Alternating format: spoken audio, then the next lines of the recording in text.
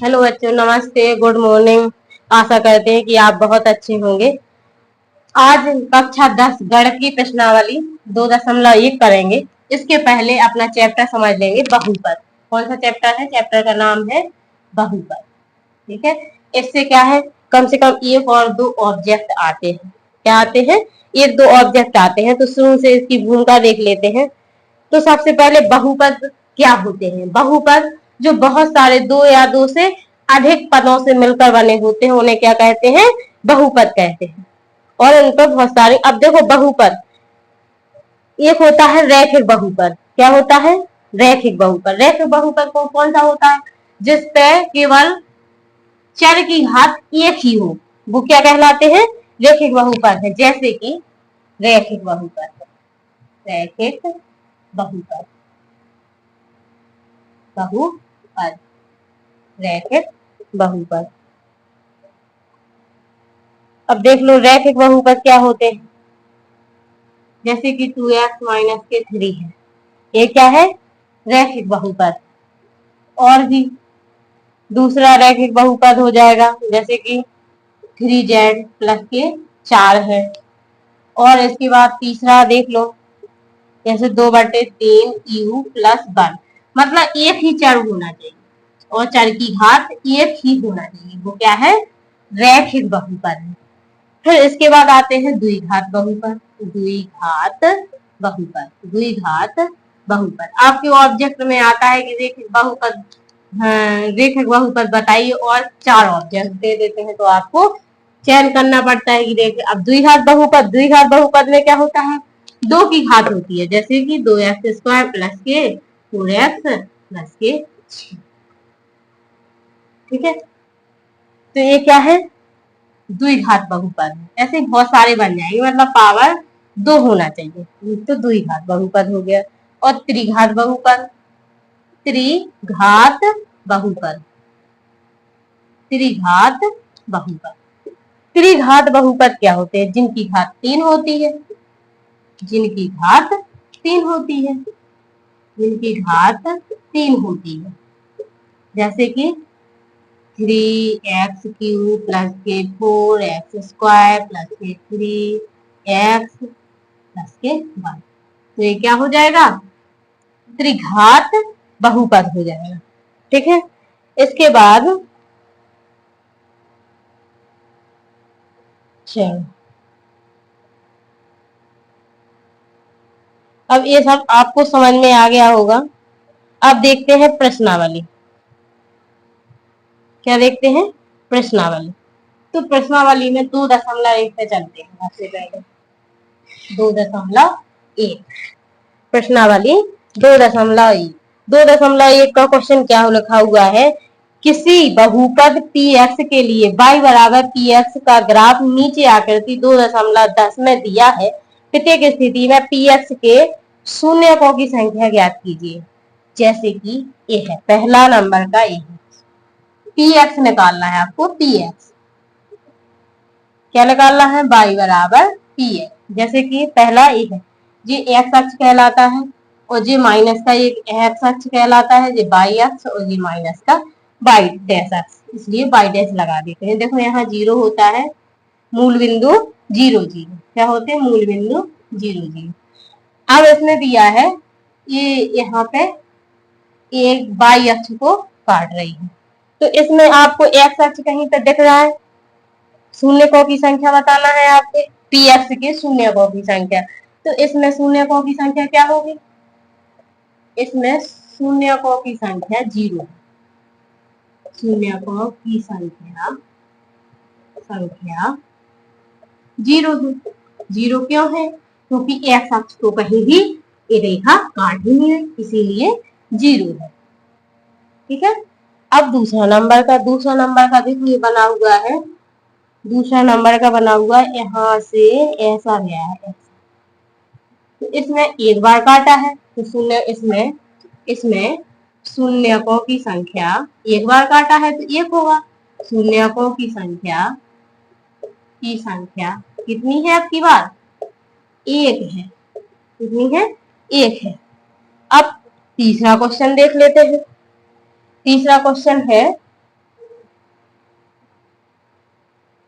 तीसरा क्वेश्चन है, यहाँ से गया हुआ है, यहाँ से तो देखो 2 बार काटा हुआ है एक्स अक्ष को और एक यहाँ पे काटा हुआ है 3 बार।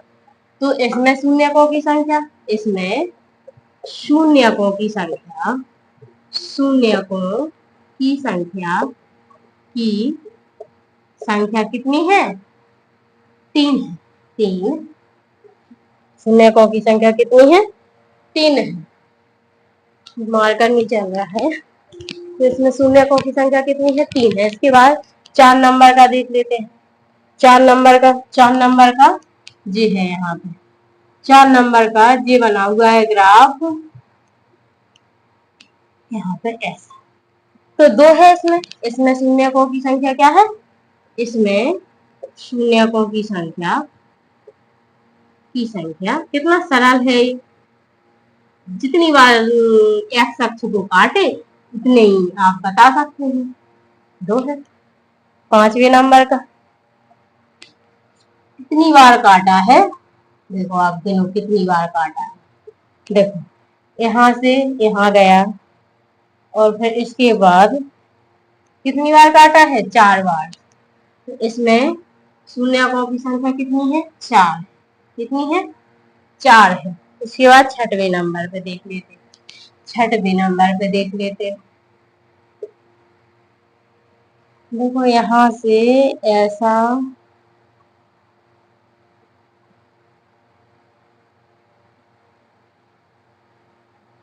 1 2 3 कितनी बार? 1 2 और 3।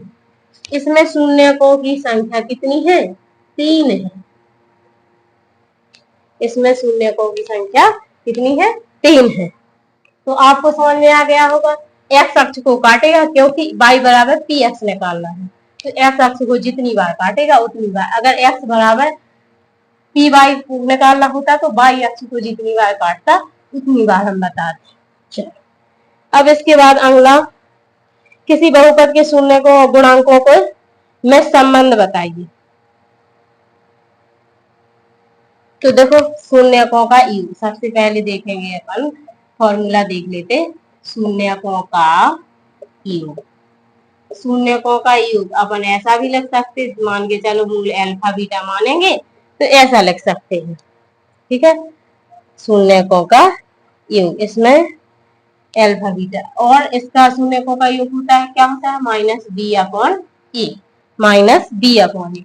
और इसको लिख सकते हैं माइनस एक्स का गुणांक, माइनस एक्स का गुणांक, या तो माइनस का बी ले लो या फिर माइनस एक्स का गुणांक आपको लेना पड़ेगा। ये क्या है? 4 है। ये क्या है? एक्स स्क्वायर, ये ऐसा लिखते हैं ना, A X square plus B X plus C, ऐसा लिखते। तो ये क्या है? एक्स स्क्वायर का गुणांक, एक्स स्क्वायर का गुणांक आपको समझ में आ गया होगा कि ये क्या है? एक्स स्क्वायर का गुणांक। तो बी क्या है? यहाँ पे बी माइनस का लेना है, माइनस का एक्स का गुणांक, तो माइनस बी लेना है। अब माइनस यहाँ पे लगा हो या ना लगा, आपको माइनस लगाना होगा, माइनस लगा है तो ये प्लस हो जाएगा। ठीक है, और ये एक्स स्क्वायर का गुणांक ये होता है। ठीक है, फिर इसके बाद है शून्यकों का गुणनफल, शून्यकों का गुणनफल, गुणनफल क्या होता है? एल्फा इंटू गुणा बीटा, जी क्या होता है? सी अपॉन ए, सी अपॉन ए। तो सी अपॉन ए में क्या होगा? सी कहाँ पे है? जे है, तो जी क्या है? ये अचर पद है, क्योंकि इसमें कोई भी चर पद नहीं है, अचर पद है। और इसके बाद ए, ये एक्स स्क्वायर का गुणा। तो आप इसी को बार बार, बस इसी को बार बार लगाना है, बहुत अच्छा है, इसको याद कर लो। देखो, और ये आपका क्या होता है? ये द्विघात समीकरण होता है, और इसी से ये शून्यक निकालते हैं। चलो एक क्वेश्चन कर लेते हैं ताकि आपको समझ में आ जाए। ठीक है, एक क्वेश्चन कर लेते हैं।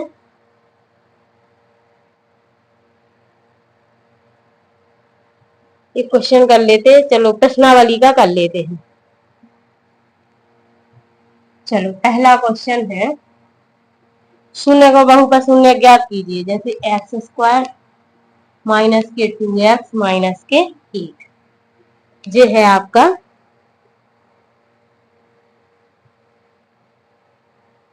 और साथ में क्या करना है, सत्यता की जांच भी करनी है। क्या करना है, सत्यता की जांच भी करनी है। तो सबसे पहले अपन क्या करेंगे, बहुपद निकालेंगे। सबसे पहले क्या करेंगे, बहुपद निकालेंगे। इसके बहुपद, इसके क्या करेंगे, गुणनखंड निकालेंगे। तो इसके गुणनखंड क्या हो जाएंगे, देखो ऐसी संख्या देखनी है जिसको गुणा करने पर 8 आ जाए, गुणा करने पर 8 आ जाए। देखो एक्स स्क्वायर माइनस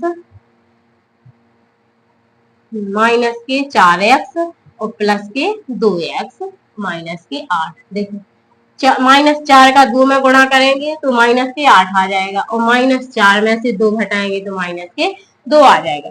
तो मतलब इसका ये मतलब है कि दोनों संख्याओं का गुणा करेंगे तो 8 आना चाहिए, और जोड़ने पर इतना आना चाहिए। ठीक है, तो इसको x कॉमन ले लेंगे, x माइनस के यहाँ से x चला जाएगा तो 4 बचेगा।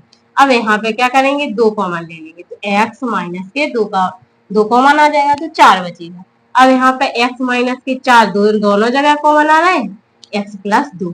ये क्या आ गए, इसके शून्य आ गए। शून्य क्या है, इसके शून्य, इसके शून्य क्या है, शून्य क्या है, देखो यहाँ पे क्या, x माइनस के 4 बराबर क्या आ गया, 0। तो x बराबर 4। इसी प्रकार से x प्लस के 2 बराबर 0, x बराबर माइनस के 2। तो इसके शून्य क्या आ गए, 4 और माइनस के 2, इसके शून्य आ गए। अब क्या करना है, अब क्या करना है, अब यहाँ पे देखेंगे शून्यकों का योग। क्या करेंगे, शून्यकों का योग, शून्यकों का योग।